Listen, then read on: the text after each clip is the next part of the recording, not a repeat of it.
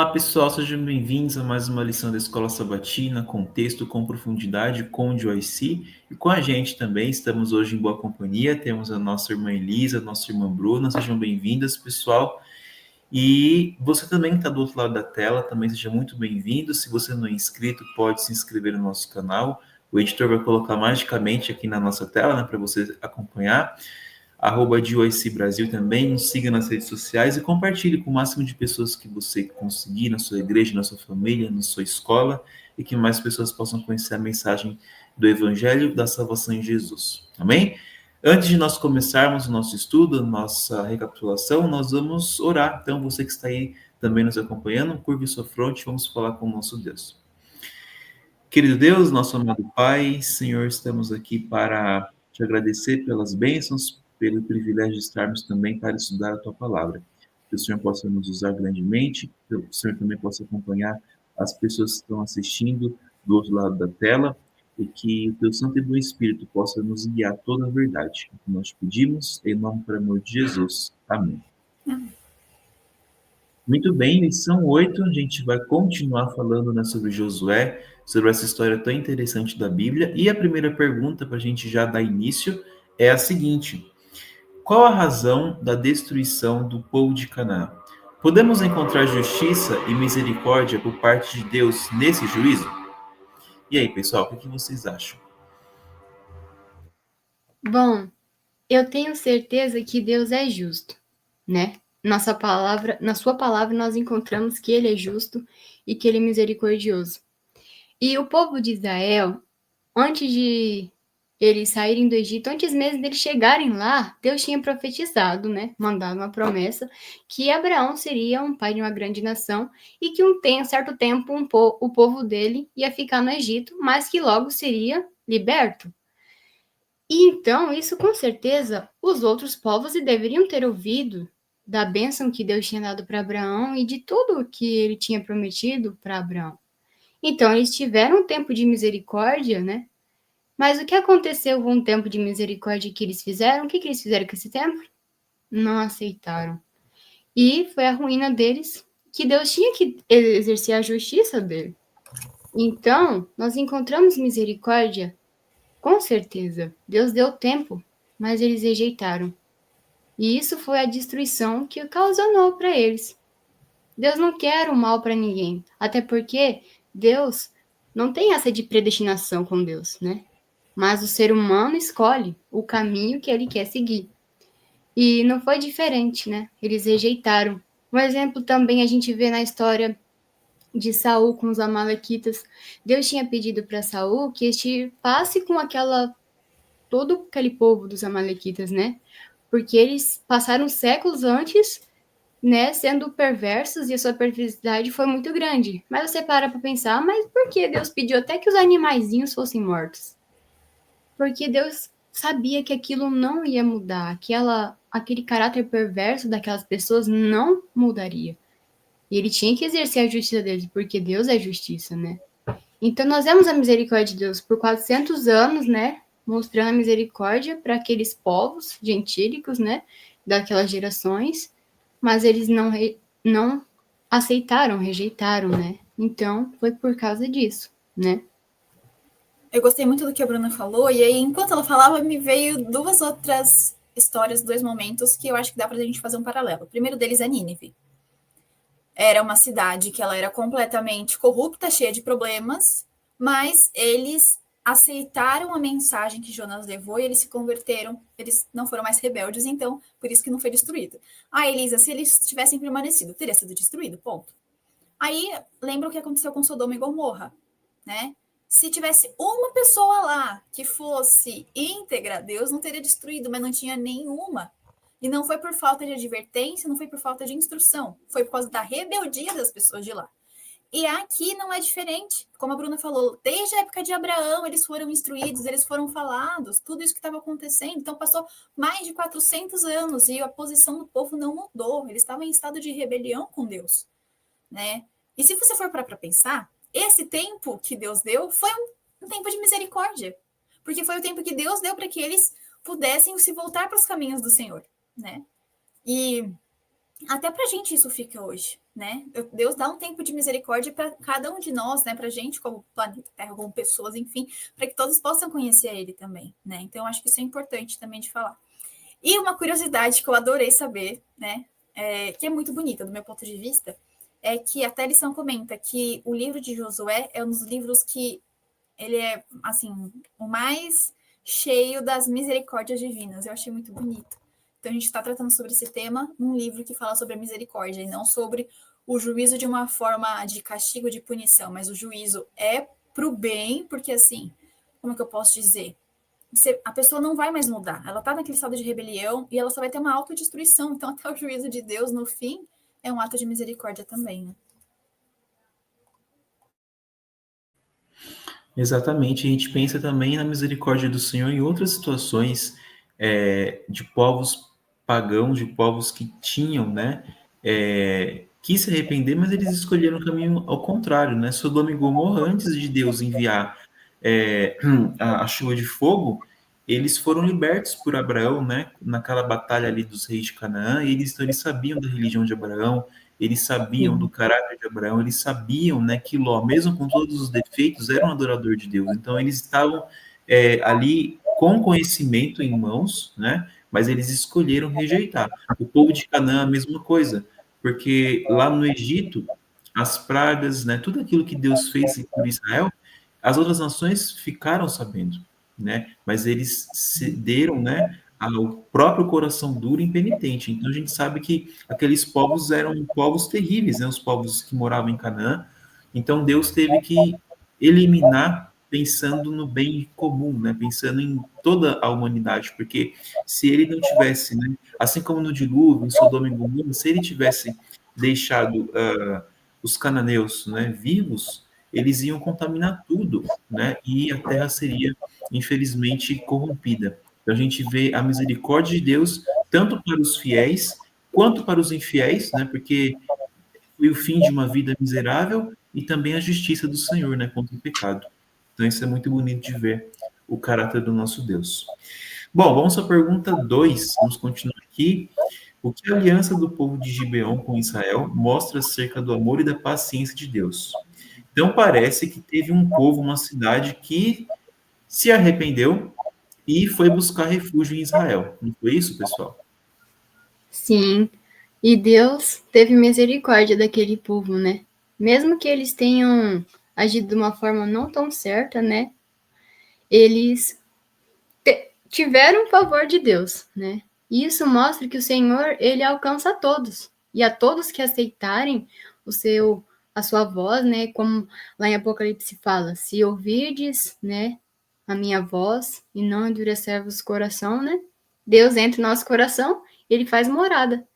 Então, aquele povo vendo que o povo de Israel era um povo de Deus, né? Verdadeiramente, vendo que eles tinham bênçãos, né? Quis ficar ao lado deles, né? E isso mostra que o Senhor quer alcançar a todos. Às vezes a gente acha que aquele pecador lá não tem jeito.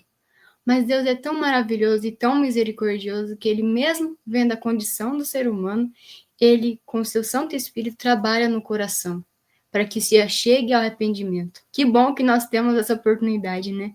De ter o Santo Espírito atuando em nosso coração. E é tão gostoso ouvir o Espírito Santo de Deus lembrando a gente com passagens da Bíblia, com verdades que nos encaminham ao céu, né? Nos encaminham ao melhor que Deus quer para nós, né? E eu acho muito interessante que Deus manda os seus anjos ministradores, né? Para auxiliar todos aqueles que herdarão a salvação.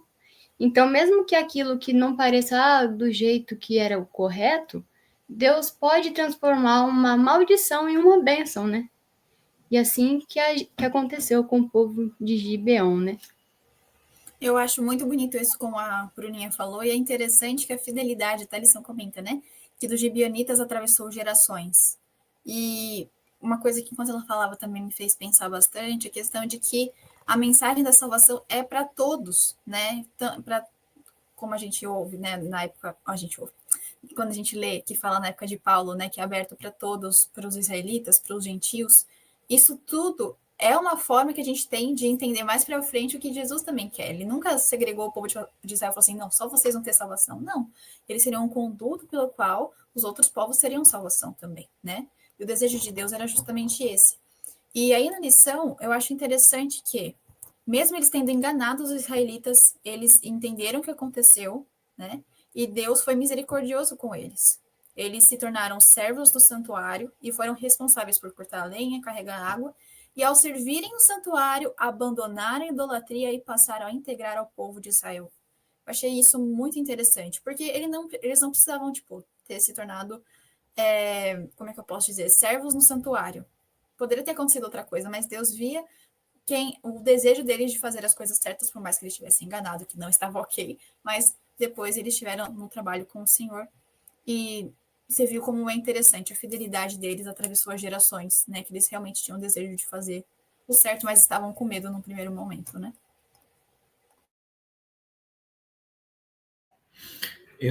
Só para complementar o que vocês falaram, eu achei interessante quando a lição ela aponta, né, essa parte do engano, porque a gente sabe que para eles se salvarem, né, salvarem a pele, eles chegaram até Israel, mas disfarçados, né, como se fossem ali viajantes de um país distante. Então, assim, Deus aceitou, né, porque eles renunciaram ao paganismo, mas as consequências daquela escolha, que foi uma escolha ruim, recorrer à falsidade, todas as gerações daquele povo, né, como a Elisa falou, eles foram participantes, né, desse castigo. Vamos dizer que foi um castigo de Deus, mas na verdade no final foi revertido como uma bênção, né? Porque eles ali estavam no santuário fazendo um trabalho em relação ao próprio Deus e conhecendo um pouquinho mais sobre o plano da redenção. Então, eles estavam próximos ali de todo o sistema, né, do santuário, com tarefas humildes, mas eles tinham, né, ali o conhecimento, né, que Deus queria mostrar para eles e libertos do paganismo.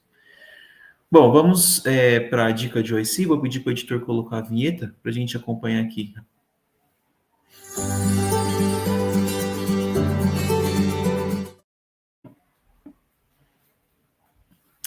Muito bem, a dica de OIC do dia de hoje está no livro Patriarcas e Profetas, capítulo 47, Aliança com os Gibeonitas. Eu trouxe até aqui para vocês estarem com gostinho, não sei se está.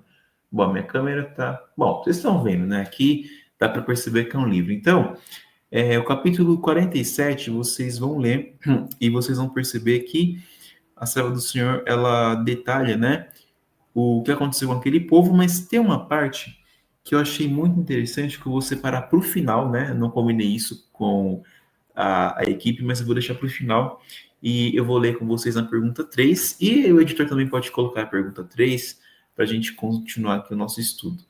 O dia em que o sol parou nos traz importantes lições espirituais. O que aprendemos com cada uma delas? O que vocês me dizem? Bom, eu acho que uma das lições que nós aprendemos, e que eu aprendi também, foi que a gente não pode confiar em cavalos, vamos dizer assim. A lição enfatiza isso, eu queria ler que eu achei interessante. Diz assim, ó. No fundo, a questão não estava nos cavalos ou nas armas, mas na fonte da segurança. Enquanto os outros povos dependiam de números e estratégias, Israel precisava demonstrar que sua proteção vinha de Deus, o que a tornava especial. Como escreveu o salmista, alguns confiam em carros de guerra, outros confiam em cavalos. Nós, porém, confiamos no nome do Senhor, o nosso Deus. E eu acho interessante que também lá na parte da comunidade fala assim: Josué nos ensina que a batalha é real, mas o controle está nas mãos do Senhor. Hoje, Deus convida você a parar de fugir, levantar os olhos e confiar. O sol só parou porque alguém teve fé para pedir.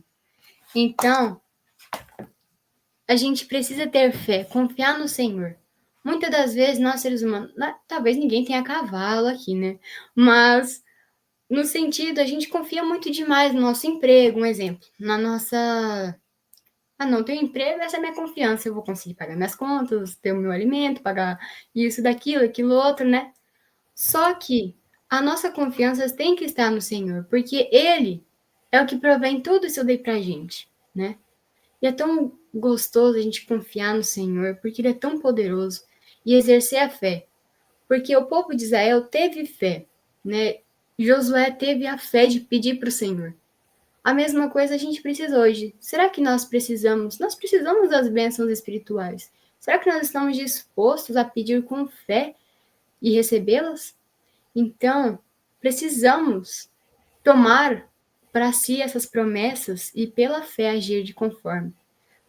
Nós somos seres humanos falhos e pecadores, necessitamos da graça de Deus. Somos imperfeitos. Precisamos do Santo Espírito, precisamos dos frutos do Espírito Santo, porque somente assim a gente vai conseguir, né, com Cristo, iluminar, encher o mundo com a glória de Deus, né?